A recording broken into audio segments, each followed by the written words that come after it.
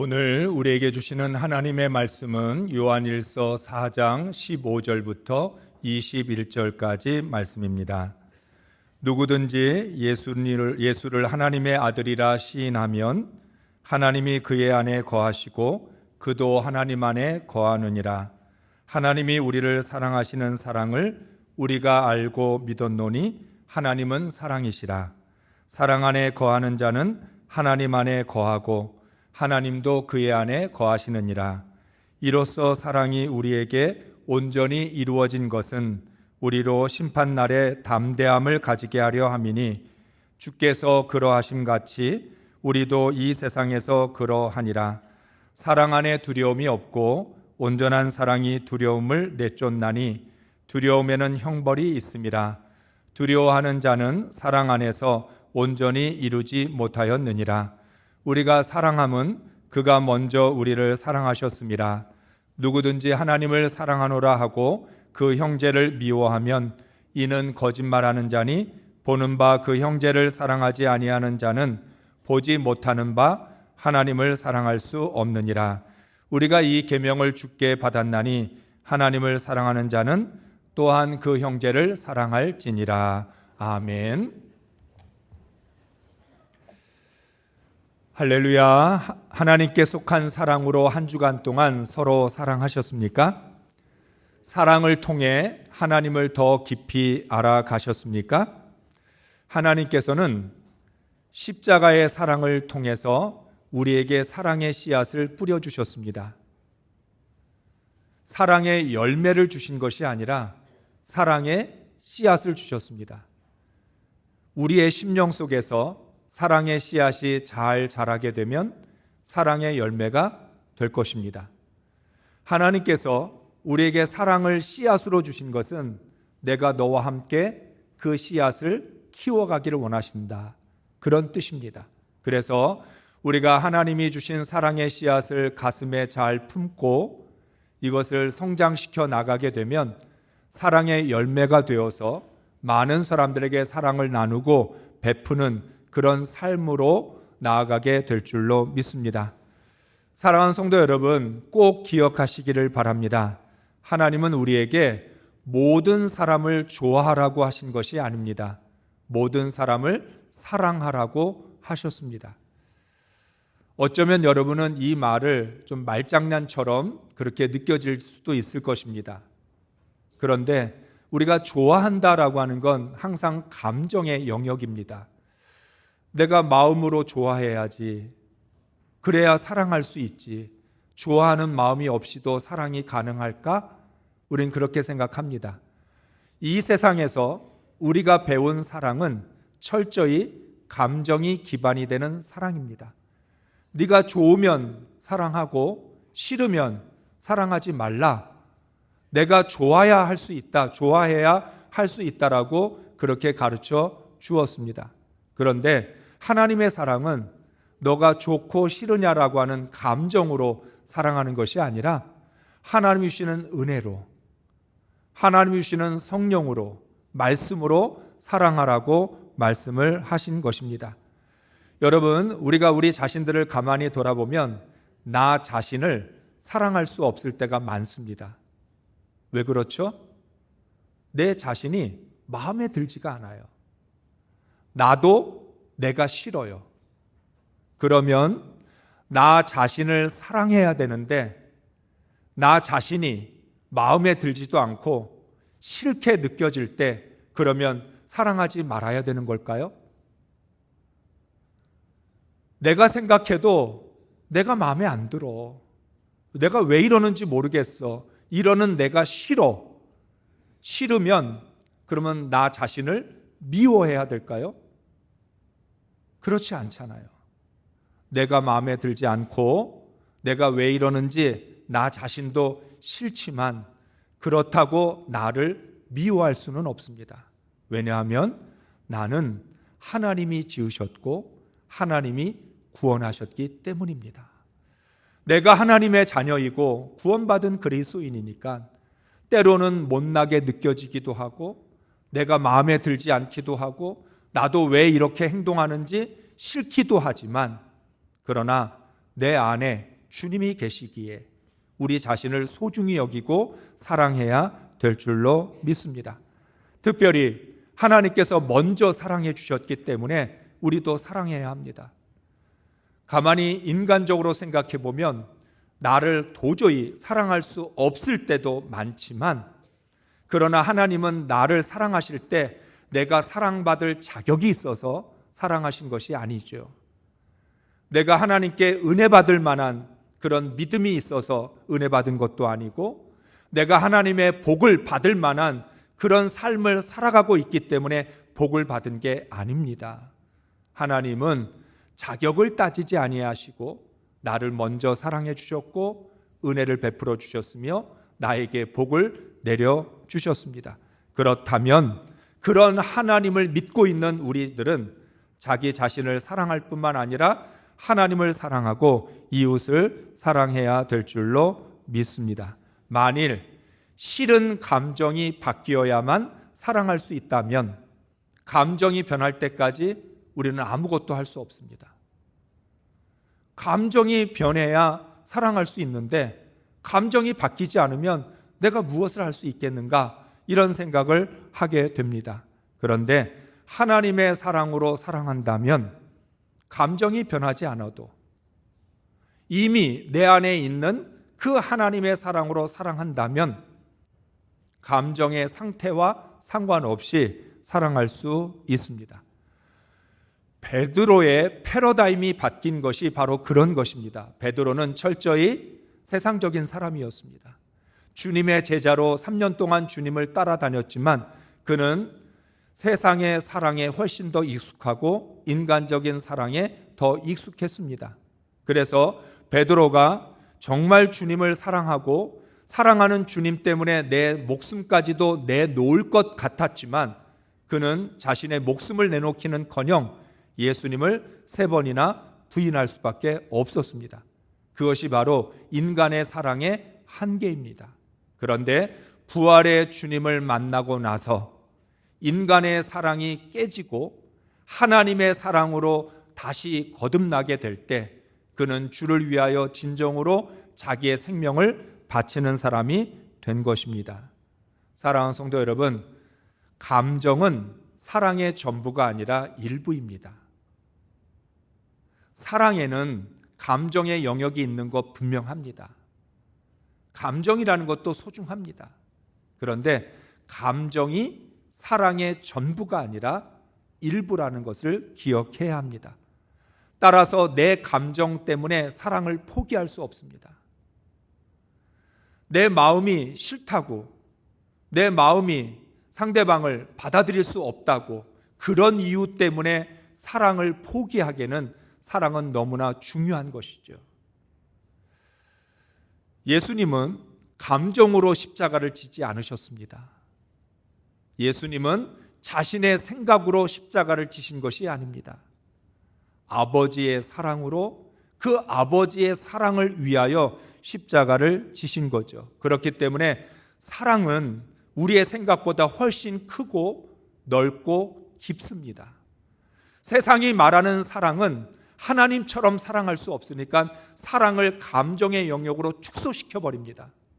감정이 제일 중요해. 너의 감정에 솔직해야 돼. 네가 싫으면 싫은 거야. 네가 싫으면 아무것도 하지 마. 하나님처럼 사랑할 수 없으니까 사랑을 감정의 영역으로 축소시켜서 네 감정을 따르는 게 사랑이라고 말을 합니다.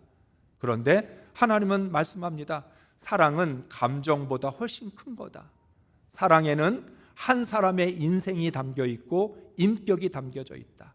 전인격적으로 사랑한다라고 했을 때 지정의 중에 감정은 정에 해당되는 것입니다. 의지적으로 사랑할 수 있고 믿음으로 사랑할 수 있고 우리의 영으로 사랑할 수 있다는 것입니다. 대부분의 그리스도인들은 아직도 인생이 내 것인 줄로 착각합니다. 여러분 어떠십니까? 예수를 믿고 있으면서 정말 인생은 하나님의 것입니다라고 고백을 했지만 아직도 인생은 내 것인 것 같죠? 정말 그렇습니다. 늘 우리는 기도하면서도 돌아서면 인생이 여전히 내 것인 것 같은 마음이 들 때가 많습니다. 그래서 내 뜻대로 안 되면 괴로워합니다. 내가 원하는 대로 되지 않으면 정말 괴로워요. 그런데 인생이 내 것이 아니라면 뭘 그렇게 괴로워할 필요가 있을까요? 하나님의 것인데 하나님이 괴로워하셔야지 왜 내가 괴로워합니까? 그러니까 인생이 아직도 내 것이라는 생각이 강하게 있기 때문에 내가 원하는 대로 내 뜻대로 안 되면 우리는 견딜 수가 없는 거죠. 그러면서도 우리는 본능적으로 인생이 내 것이 아니라는 것을 느끼고도 있습니다. 그러니까 우리의 마음속에 두 마음이 있어요. 그래요, 주님, 인생은 내 것이 아니에요. 하나님의 것이에요. 하나님의 뜻대로 해주세요. 그러다가도 아직도 인생은 내 것 같고, 인생은 내가 원하는 대로 돼야만 행복할 것 같고, 인생이 좀 내 맘대로 됐으면 좋겠다, 이런 마음을 우리는 갖고 있다는 것입니다. 그래서 인생이 내 것이라고 하는 생각, 그러면서도 내 것이 아니라는 것을 본능적으로 알고 있기 때문에 사람은 소유에 집착합니다. 인생을 내가 가지려고 합니다.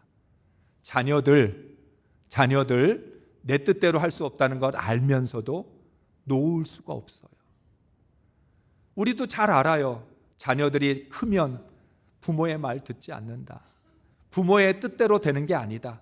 그런데 놓아버리기에는 너무나 안타깝죠. 사랑하기 때문에 집착하게 되고 매달리게 된다라고 하는 거예요. 사랑이 내 것인 줄로 착각하고 있으니까 당연히 사랑도 내 것인 줄 압니다. 그래서 우리는 사랑이라는 이름으로 소유하고 집착하고 지배합니다. 사랑하는 사람을 내 맘대로 조종하려고 합니다. 인생도 내 것이라고 생각하고 사랑도 내 것이라고 생각하니까 인생도 내 뜻대로 되었으면 좋겠고 사랑도 내가 원하는 대로 되었으면 좋겠다는 이런 마음을 가지고 살아갑니다. 이것이 바로 인생과 신앙의 아이러니입니다. 우리가 예수를 믿고 있고 성령으로 거듭났다라고 말하지만 아직도 내 삶 속에는 거듭나지 못한 부분이 너무 많아요. 그래서 우리는 세상적인 생각을 가지고 세상에서 배웠던 그런 삶의 그런 가치관들을 가지고 살아가는 경우들이 많다는 거예요. 여러분이 이번 요한 1서와 내 생에 가장 소중한 사람을 통해서 사랑에 대하여 새롭게 말씀을 들으면서 어떤 생각이 드셨어요? 내가 지금까지 알고 있었던 사랑하고는 다른데? 나는 사랑이 감정이라고 생각했고 사랑은 자기의 마음이 중요하다, 자신의 생각이 중요하다고 생각을 했는데 하나님의 사랑은 감정이 아니라고 말을 하니까 혼란스럽기도 합니다. 그런데 여러분, 우리가 정말 예수 믿고 구원받아서 거듭났다면 우리의 생각도 구원받고 거듭나야 되고 내 감정도 구원받고 거듭나야 합니다. 세상에서 배운 인생으로 살아가는 것이 아니라 하나님이 가르쳐 주신 인생으로 살아가야 될 줄로 믿습니다. 하나님은 사랑을 강요하지 않으십니다. 우리는 사랑하면 상대방에게도 사랑을 요구합니다. 내가 너를 사랑하는 만큼 너도 나를 사랑해야 될 거 아니야. 왜 내가 먼저 너를 사랑해야 돼? 너도 나를 좀 먼저 사랑해.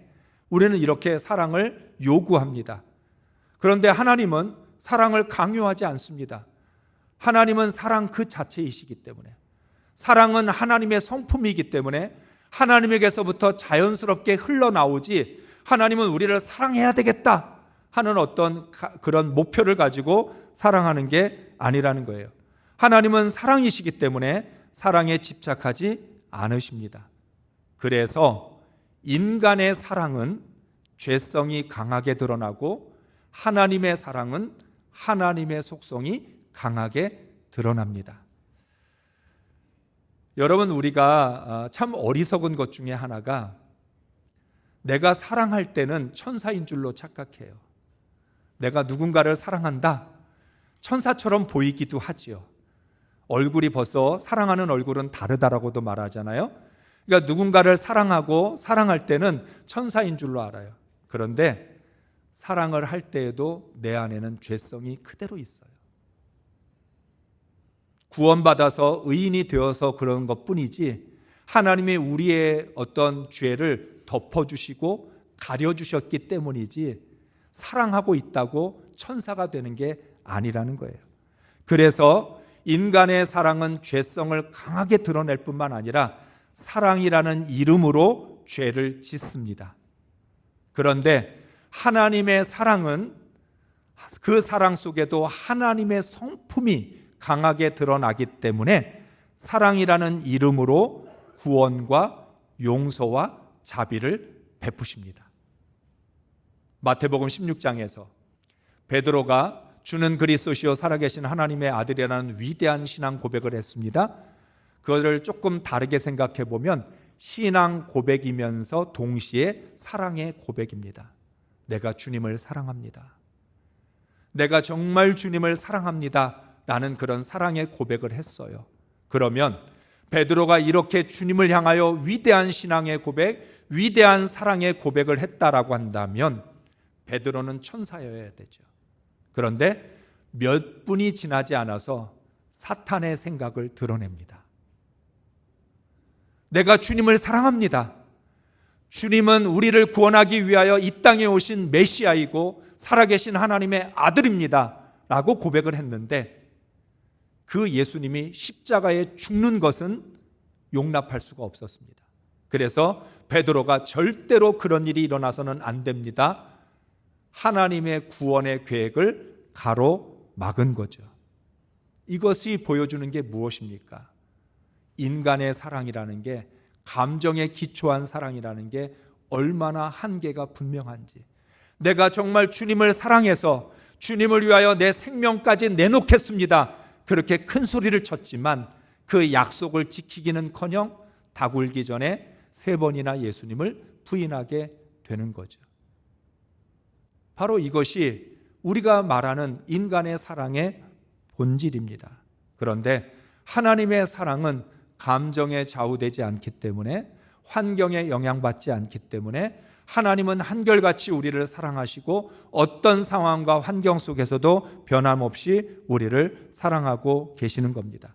그래서 진정한 사랑은 오직 영과 진리에서 나오는 것입니다. 이것에 대해 요한은 13절부터 15절까지 말씀을 통해서 아주 적절하게 설명을 합니다. 우리 메시지 성경으로 함께 읽겠습니다. 하나님께서 우리에게 자신의 생명, 자신의 영에서 난 생명을 주셨습니다. 이것으로 우리가 그분 안에서 변함없이 충만하게 살고 있는 것과 그분이 우리 안에 살고 계신 것을 압니다. 또한 우리는 아버지께서 자기 아들을 세상에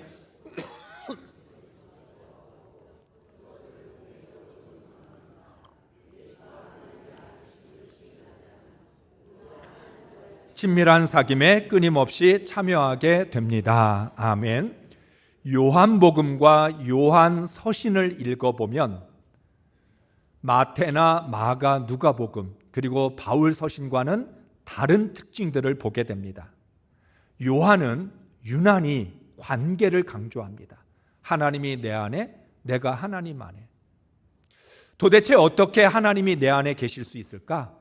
어떻게 주님이 내 안에 머물 수 있을까? 어떻게 내가 주님 안에 머물고 내가 주님 안에 거할 수 있을까? 이걸 우리는 이해하기 어렵습니다. 그런데 오늘 메시지 성경은 이렇게 번역을 합니다.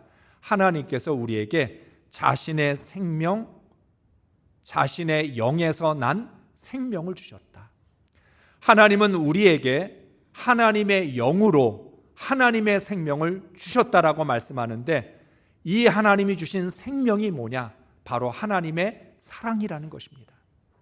하나님은 우리와 교제하고 싶고 우리와 함께하고 싶으셔서 하나님의 생명을 우리에게 주셨을 뿐만 아니라 하나님의 사랑까지도 우리에게 주셨다는 거예요. 그래서 사랑을 통해서 하나님을 알 수 있고 사랑을 통해서 하나님과의 친밀한 사귐이 시작된다.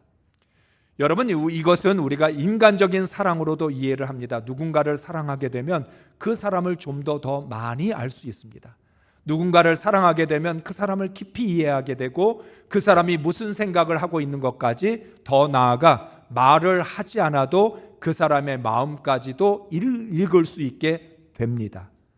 하나님이 우리를 얼마나 사랑하시느냐면 하나님과 우리 사이에 마음이 소통하고 생각이 교통하고 하나님과 우리의 삶이 전체적으로 함께 나누어지기를 원해서, 그래서 하나님은 우리에게 생명을 주셨고 사랑을 주셨다는 것입니다. 그래서 우리는 하나님이 주신 사랑 때문에 하나님의 사랑을 배우고 닮아갈 수 있습니다.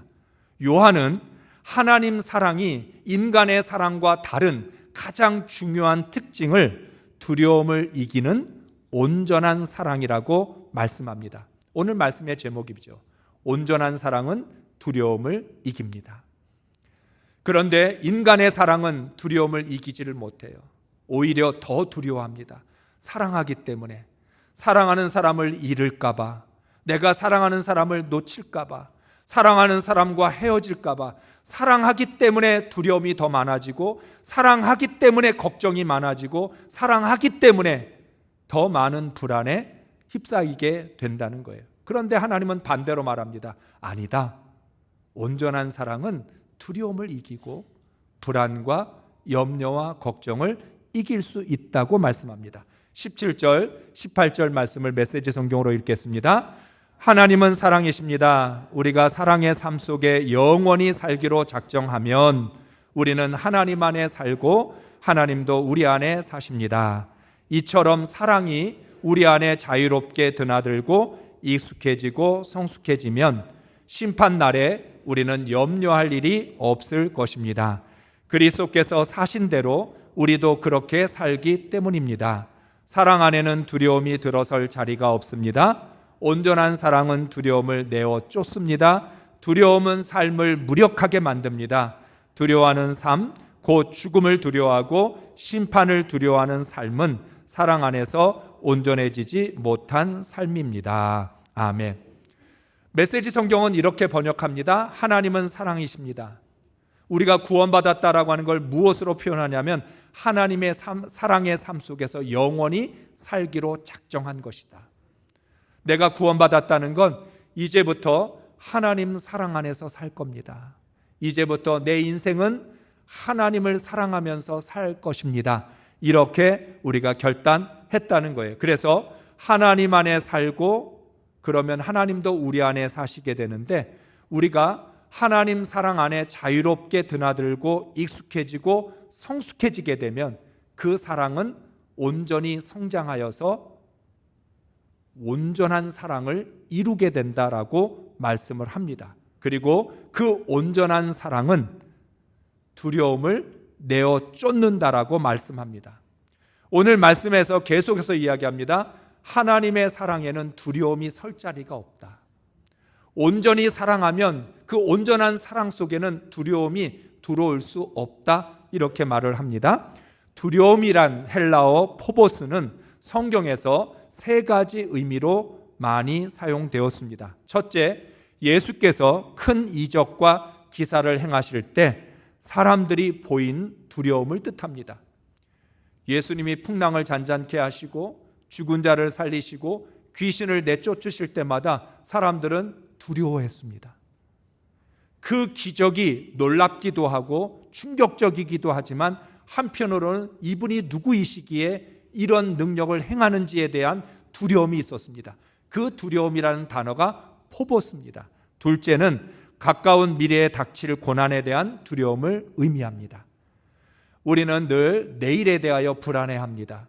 오늘 좋은 일이 있어도, 오늘 내 삶에 축복된 일이 있어도 이 좋은 시간이 언제 끝날지 몰라서 두려워합니다.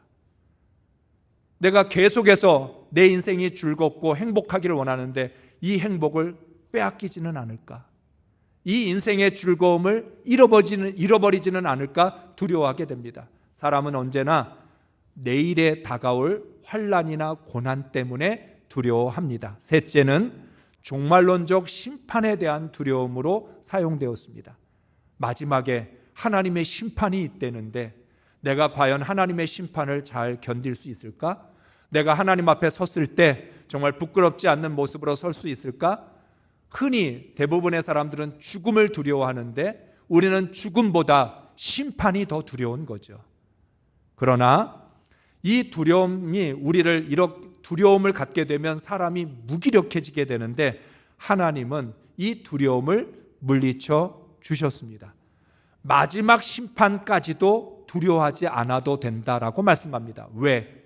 예수님이 마지막 심판을 이기셨기 때문에. 그래서 예수님은 선포하셨습니다. 너희가 세상에서 환난을 당하나 담대하라. 내가 세상을 이기었노라. 세상만 이긴 것이 아니라 죄와 사망의 권세도 이기셨고 마지막 심판도 이기셨습니다. 이 예수님의 승리가 사랑을 통해서 우리 안에 있기 때문에 주님을 온전히 사랑한다면 두려워할 게 없다. 두려워하지 않아도 된다. 이렇게 말씀하고 있는 것입니다. 그런데 조건이 있습니다. 사랑이 그냥 사랑이 아니라 온전한 사랑이어야 된다. 온전하다라는 말은 완전하다, 장성하다라는 뜻을 갖고 있습니다. 오늘 시작에서 말씀드린 것처럼 하나님은 사랑을 씨앗으로 주셨습니다. 그런데 이 씨앗이 씨앗으로만 있으면 역할하기 어렵습니다. 자라서 열매가 되어야 되는데 하나님은 우리의 사랑이 성장하고 자라서 완전한 사랑이 되기를 원하고 계십니다. 내어 쫓다, 내쫓다라는 말은 원어의 뜻은 밖으로 내던지다는 뜻입니다.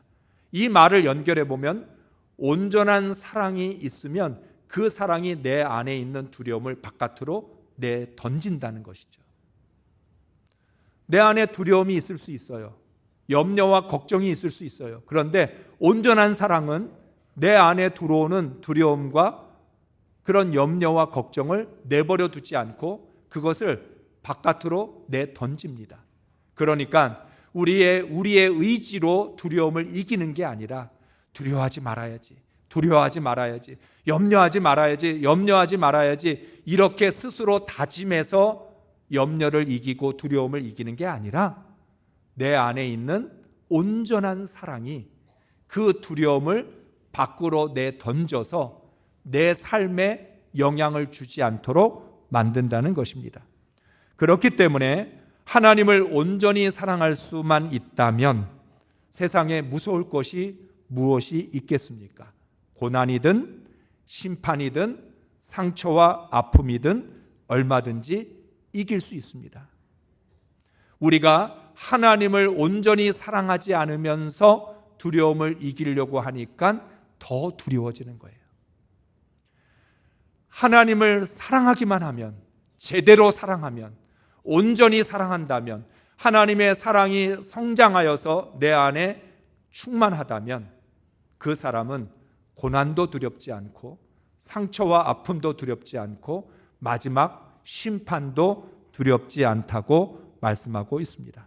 그렇기 때문에 하나님의 사랑으로 온전히 하나님을 사랑하고 이웃을 사랑하는 사람은 세상에서 가장 담대한 사람입니다. 두려움을 내쫓는 온전한 사랑을 하려면 우리 안에서 사랑이 성장해야 합니다. 우리가 늘 이야기하죠. 우리의 신앙이 그리스도의 장성한 분량에 이르기까지 자라가야 된다. 믿음만 자라야 되는 것이 아니라 사랑도 자라야 됩니다. 우리가 날마다 구원을 이루어가고 성화의 삶으로 나아가야 되는데 구원만 성화의 삶으로 나아가는 것이 아니라 사랑도 성화되어져서 하나님의 사랑처럼 온전하게 사랑할 수 있도록 우리가 성장하고 성숙해야 한다는 것입니다.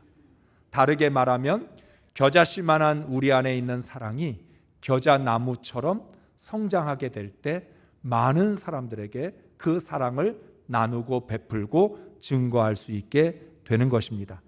따라서 영적으로 성장한다는 말을 다르게 표현하면 사랑이 성장한다는 뜻입니다. 영적으로 성장한다, 믿음이 자란다, 구원을 이루어간다. 이것은 사랑을 이루어가는 것이고 사랑이 성장한다는 거죠. 사랑이 구원이고 사랑이 복음이고 사랑이 진리입니다. 그런데 우리는 지금까지 사랑과 구원을 별개로 생각하기도 하고 사랑과 복음을 따로 이해하기도 했습니다. 십자가의 사랑을 말하면서도 그 사랑과 우리의 하나님 사랑, 이웃 사랑을 연결하지 못했다라고 하는 거죠. 사랑하는 성도 여러분, 하나님이 사랑이신 것처럼 내 안에 사랑이 가득 차야 온전한 사랑을 할 수 있습니다. 그리스도인의 비전은 하나님의 사랑으로 사랑하는 것입니다. 그리스도인의 비전이 뭐냐? 나도 하나님처럼 사랑하게 해주세요. 나도 하나님처럼 온전하게 사랑하게 해주세요. 그게 우리의 비전이고, 온전한 사랑으로 사랑하는 것이 그리스도인의 삶의 목적이고 신앙의 목적입니다. 이웃을 내 몸같이 사랑하라는 계명은 이웃을 내 감정으로 사랑하라는 말씀이 아닙니다. 이웃을 내 기분에 따라서 사랑하라는 말씀이 아닙니다. 이웃을 사랑할 때 내 안에 있는 하나님의 사랑으로 사랑해라. 그런데 우리는 자꾸만 이웃을 어떻게 사랑해요? 이웃을 내 기분으로 사랑하고 이웃을 내 감정으로 사랑합니다. 그러니까 내 기분이 나쁘면 사랑할 수 없고 내 감정이 허락하지 않으면 사랑할 수 없습니다. 그런데 하나님은 처음부터 내 이웃을 네 기분대로, 네 마음대로 사랑하라고 말씀하신 게 아니라 네 속에 있는 하나님의 사랑으로 이웃을 사랑하라고 말씀하신 것입니다. 그렇기 때문에 하나님을 사랑하는 것도 내 기분으로 사랑하는 게 아니고 이웃을 사랑하는 것도 내 마음대로 사랑하는 게 아니라는 거예요. 하나님이 가르쳐 주시고 예수 그리스도를 통해서 보여주신 사랑으로 하나님도 사랑하고 이웃도 사랑해야 될 줄로 믿습니다. 21절 말씀 메시지 성경으로 있습니다. 우리가 그리스도에게서 받은 계명은 단순 명료합니다. 하나님에 대한 사랑은 사람에 대한 사랑을 포함한다는 것입니다. 여러분은 하나님과 사람 모두를 사랑해야 합니다. 아멘. 하나님의 말씀은 복잡하지 않고 단순 명료하다. 어떻게 단순 명료하냐? 하나님의 사랑으로 하나님을 사랑하고 이웃을 사랑하는 것이다. 그렇다면 그리스도인의 인생도 단순 명료합니다. 인생이 하나님의 것이라면 인생의 주인 되시는 하나님의 뜻대로 하나님을 사랑하고 이웃을 사랑하면 됩니다. 사랑하고 사랑받는 인생이 가장 행복한 인생이고 성공한 인생입니다. 하나님 사랑과 이웃 사랑을 분리시키지 말라는 거예요. 너희가 하나님의 사랑으로 하나님을 사랑했던 것처럼 너희가 주님을 사랑하는 그 마음과 자세를 가지고 이웃도 사랑하라고 말씀하고 있는 것입니다. 어떤 인생이 행복하고 성공한 인생입니까? 세상에 부귀영화를 얻어서 행복하고 성공한 것이 아니라 하나님을 온전히 사랑하고 이웃을 온전히 사랑할 수 있을 때 그 사람은 하나님의 말씀을 이룬 것이기에 성공한 인생, 행복한 인생인 것입니다. 마지막으로 우리는 늘 하나님, 왜 내가 항상 먼저 사랑해야 돼요? 저 사람이 먼저 사랑하면 안 되나요? 왜 내가 항상 먼저 해야 되느냐고 이것을 불평합니다. 그런데 이것은 불평할 일이 아니라 감사할 일입니다. 내가 먼저 사랑해야 되는 이유는 하나님의 사랑을 먼저 받았기 때문입니다. 19절 말씀 읽겠습니다. 그럼에도 우리는 사랑합니다. 사랑하고 사랑받습니다. 우리가 먼저 사랑받았으니 이제 우리가 사랑합니다. 하나님께서 먼저 우리를 사랑해 주셨습니다. 아멘. 요한일서 4장에서 반복해서 하시는 말씀이 뭐냐? 하나님이 먼저 사랑했다. 너희가 하나님을 사랑한 게 아니고 하나님이 먼저 사랑하셨다. 하나님이 먼저 용서하셨고 하나님이 먼저 은혜를 베푸셨고 하나님이 먼저 사랑하셨다. 이렇게 하나님이 우리를 먼저 사랑해 주신 이유는 뭐냐? 너도 먼저 사랑하라고 하는 것이다. 그런 의미에서 먼저 사랑하는 사람이 용기 있는 사람입니다. 먼저 하는 사랑이 온전한 사랑입니다.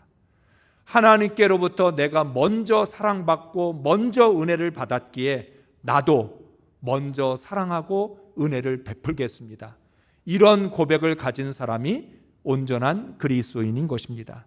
우리 모두 두려움을 이기는 온전한 사랑으로 먼저 사랑할 수 있기를 주의 이름으로 축복합니다.